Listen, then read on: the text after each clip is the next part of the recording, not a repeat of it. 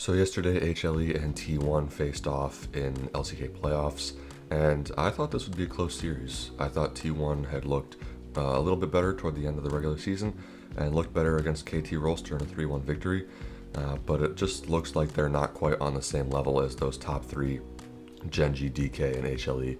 This series was an utter slaughter. T1 got completely booty clapped, and it was not close. And I think that the Game 1 draft here is pretty indicative of how the series went. When we're playing AD on hit Kennen top lane, and then Lee Sin LeBlanc mid jungle, you're just setting yourself up to lose. And that's the fact of the matter. Enemy team has such absurd scaling with Vladimir, Yone, and Ziggs, and then, Vi actually did serve a purpose in this game, being able to have lockdown for Ziggs to land his ultimate, which is actually quite nice. And Lee Sin LeBlanc is just diluted. I don't know who decided to pick that. I don't know why they picked it. But really, LeBlanc doesn't do anything, especially into this comp. Maybe she can assassinate Ziggs, but Faker ended up building, I think it was Ludens, into Horizon Focus. Horizon Focus doesn't do anything on this champion. It should always be Ludens into either a pen item or Rabadons. LeBlanc is an assassin, and you need to build her as an assassin, or you're not going to be doing anything. In addition, the Lee Sin just did utterly nothing this game, got completely outvalued by the Vi, just because Vi can click R. That's pretty much it. Lee Sin just doesn't do anything, and even though I think Vi is a not great champion in competitive, she's definitely better than Lee Sin. I'd say the two champs she's really better than are Lee and Nidalee. So I'd take Vi any day over Lee Sin. So in every single semblance of the word, T1's draft in Game 1 was absolutely abysmal. Also, the Kennen build just doesn't make any sense. AD Kennen, Kennen's made to be a teamfight champion. Especially in the current meta with how teams are playing him. He's made for his teamfight power with his ultimate when he hits his big item spikes. And building him AD Kennen eliminates that power in teamfights. You're basically just saying, oh, I'm going to play for the 1v1, I'm going to play the split push, when you're not going to be outscaling a Vlad in the 1v1, and that's the fact of the matter. So I don't think that the AD Kennen was great here. The Ashe Braum is good, but you're up against a Ziggs in lane, so you can't really use any of the Ashe Braum laning power. And then by the time team fights come around, Ashe is just going to get Vi ulted, Yone ulted, Ziggs ulted, Rakan engaged, so there's not really a good way for her to be able to play the game here, especially considering there isn't another priority target on her team. So the Ashe is just going to be pretty doomed to play this game. Again, I'll say the Game 1 draft is just indicative of how the entire series went. T1 was hopeless. They looked terrible. HLE was just on another level in terms of team play and drafting, and it showed. If we go ahead and skip toward the Game 2 draft here, which you can see on the left side of the screen, T1 get the Vi this time, but instead of using the Vi lockdown for something useful like a Ziggs ultimate, they go ahead and just pick an utter yeet forward run at you comp into Smolder and Ziggs. How is this going to work? It's a great question. I don't know. Maybe T1 knew. But we're picking Olaf, whose main ability is to run forward at you. Vi's main ability is to go in and R in and go at you. Nasus's main theme is to run at you. And Shen's main theme is to run at you and go in.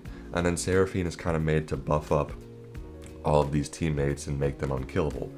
But you're into Smolder Ziggs, so you're going to get outscaled because Olaf, Vi, and Shen don't scale at all. And then Smolder is just going to hit his stack break point and annihilate everyone who runs into him. You're trying to run into a Smolder. Imagine if the Sejuani was replaced with an Ivern and the Renekton was replaced with an Ornn. The game would have been over even faster than it was. T1's comp was so bad.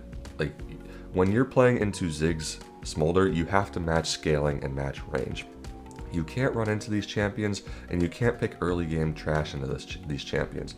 Like, if you look at this fight here, they got what they wanted at 17 minutes into the game. That's because it's Smolder and Ziggs at 17 minutes. Anywhere past this point, 3 minutes, 5 minutes, 8 minutes longer into the game, and T1's not going to be able to play this game out. So T1's draft in Game 2, again, was really, really not good. Now, skipping forward into the Game 3 draft, it's a little bit better for T1. But the fact of the matter is here, their comp doesn't really have a goal. Like, what are they trying to do here? They have Camille, who's a scaling split pusher who wants to play the 1v1. They have Sedge, the same core that HLE did last game with Sedge, Smolder, and Ziggs, which is fine, but the Alistar's not doing anything. Like, I think Alistar is just a really bad champion, and the only engaged support tank that's actually good is Leona. That's just my opinion. I just think Alistar's like the worst one. But either way, I just feel like T1's comp is a little bit lost here, and they tried to take away the Ziggs and the Smolder from HLE, but then HLE just picked actually decent champs and just tried to match scaling with the Yone. Also, Yone's going to do well into the Smolder and lane as well and try to kind of limit stacks there.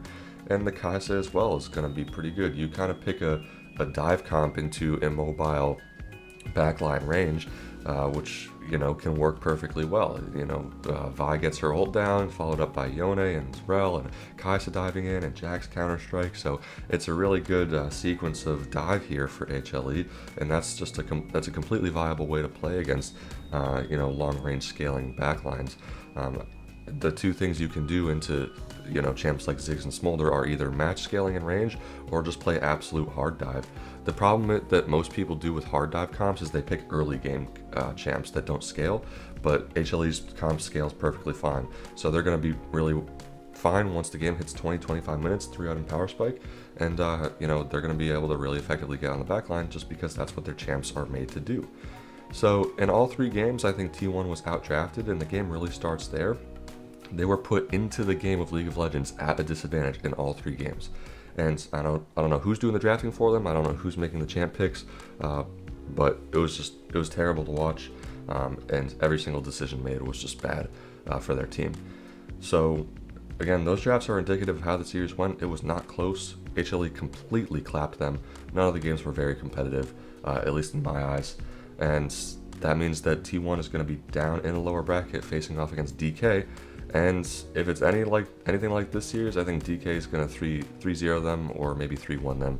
I don't think it's going to be close. I just think T1 is not at the level of the other top three teams. Like, if you tiered the top three teams in LCK, Gen G would be S, DK HLE would be A, and T1 would be B, maybe even C, honestly. They're just significantly behind in every facet of the game, and it's really showing in the playoffs.